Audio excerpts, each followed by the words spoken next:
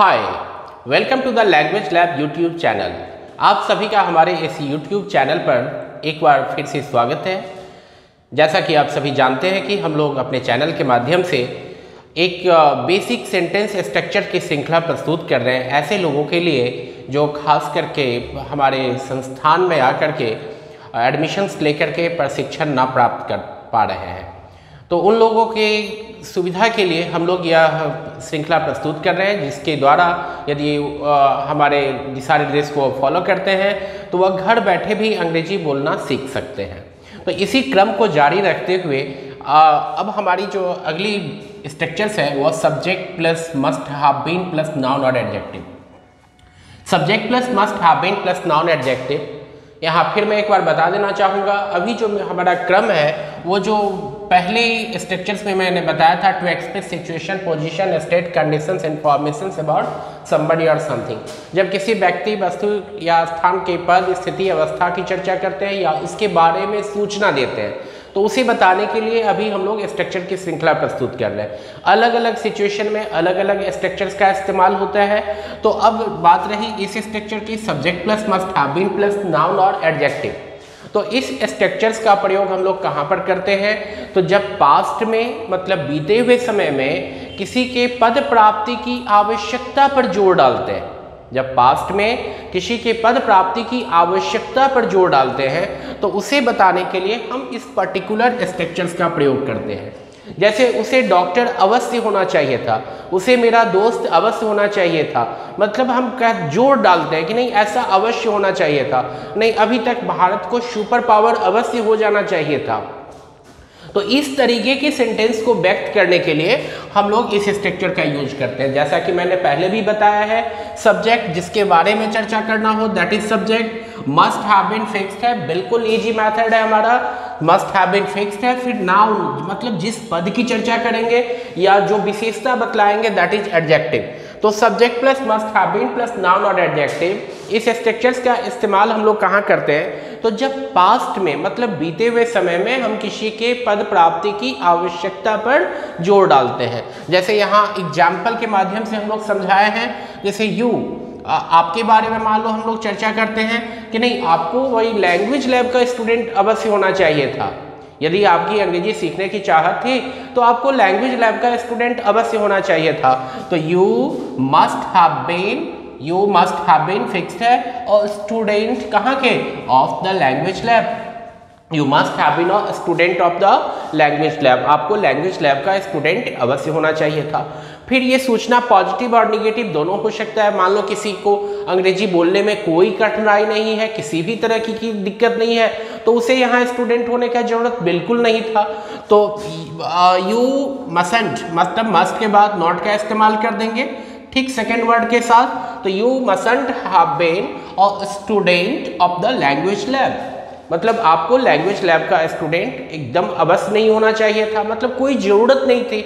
यदि आपको अंग्रेजी बोलने में किसी प्रकार की समस्या नहीं है, किसी प्रकार की कोई दिक्कत नहीं है, तो आपको हमारे संस्थान में स्टूडेंट होने की ज़रूरत नहीं है। तो उसे बताने के लिए हम लोग इसका यूज करेंगे।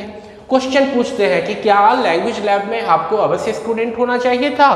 तो मस्ट बाहर कर देंगे पहले वाक्य में, जैसा कि हम लोग प्रत्येक स्ट्रक्चर में करते आ रहे हैं। यदि आप गौर से देखेंगे तो बस एक ही पैटर्न को हम लोग फॉलो कर रहे हैं, बस केवल वर्ड बदल जा रहा है। तो must you have been a student of the language lab. फिर इंट्रोगेटिव निगेटिव मतलब निगेटिव सेंटेंस में हम लोग मसंट या सिर्फ मस्ट को बाहर करके नॉट एज इट इज छोड़ देंगे। जैसे mustn't you have been a student of the language lab, या इसका दूसरा substitute must you not have been a student of the language lab. तो एक ही स्ट्रक्चर से जो है ना हम लोग चार तरीके से सेंटेंस को रख सकते हैं। फिर बहुत ही इंपॉर्टेंट बात कि इसको प्रैक्टिस आप करो, जो कि मैं बार बार इस चीज़ को फोकस कर रहा हूँ कि नहीं प्रैक्टिस एक इंपॉर्टेंट फैक्टर है। प्रैक्टिस के बिना परफेक्शंस नहीं आएगा। यदि आपकी इच्छा है कि हम फ्लुएंटली घर बैठे अंग्रेजी बोलना सीखें तो हमारे इंस्ट्रक्शंस को आप सही तरीके से फॉलो करेंगे कि इस स्ट्रक्चर्स को भी आप लोग प्रैक्टिस करो। आप इसका जो है सेंटेंस बना करके वर्बल प्रैक्टिस करके 1 मिनट में यदि आप 50 सेंटेंस बोल लेते हो तो आप हमें हमारे कमेंट में जो है आप डाल सकते हैं, उसको जो है हमारे व्हाट्सएप पर आप भेज सकते हैं, ताकि मुझे लगे कि नहीं आप घर बैठे हमारे वीडियो के माध्यम से आप फायदा ले रहे हैं।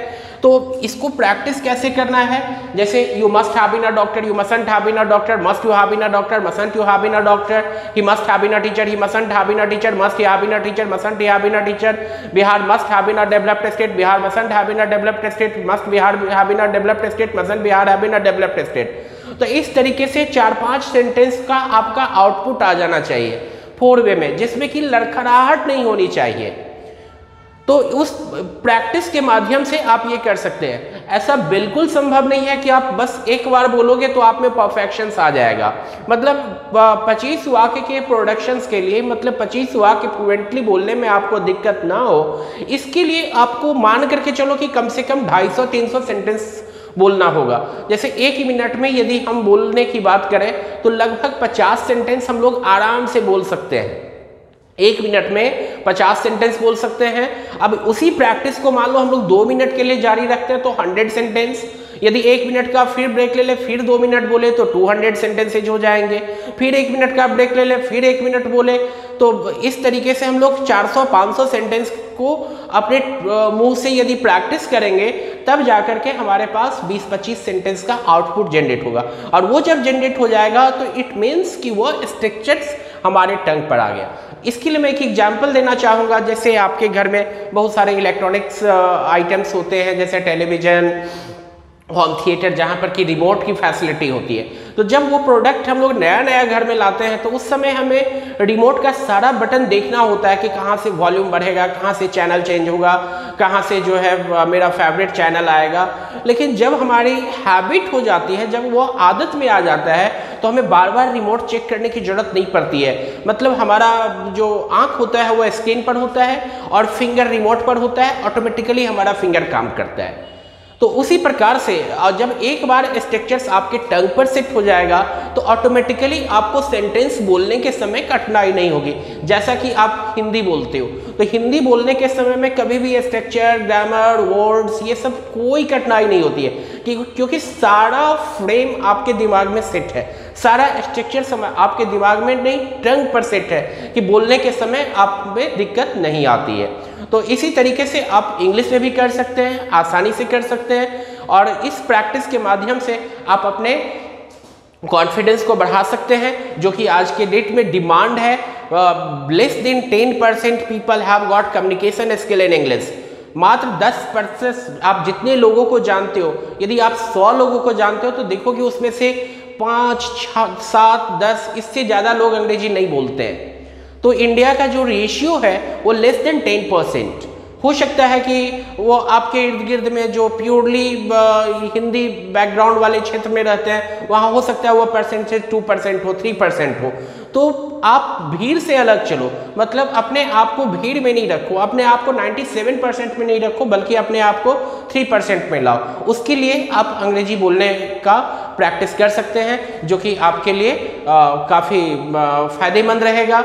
वो आपकी पर्सनालिटी को बिल्ड करता है, पर्सनालिटी को डेवलप करता है, और इस तरीके से हम लोग घर बैठे भी अंग्रेजी बोलना सीख सकते हैं। तो इन्हीं बातों के साथ हम इस स्ट्रक्चर्स के बाद फिर एक नए वीडियो के साथ आएंगे। अभी आप हमारे चैनल को सब्सक्राइब कर लेंगे यदि आपने नहीं किया है। आप इसके नोटिफिकेशंस के लिए बेल को भी क्लिक कर लेंगे, ताकि आप जब भी हम लोग नया वीडियो अपलोड करें आपको नोटिफिकेशंस के माध्यम से मेल के द्वारा आपको प्राप्त जानकारी मिल जाए कि हमारी नई वीडियो अपलोड हो चुकी है, ताकि आप इससे फिर फ़ायदा उठा सकें। तो इन्हीं बातों के साथ अब मैं अभी के लिए धन्यवाद, थैंक यू।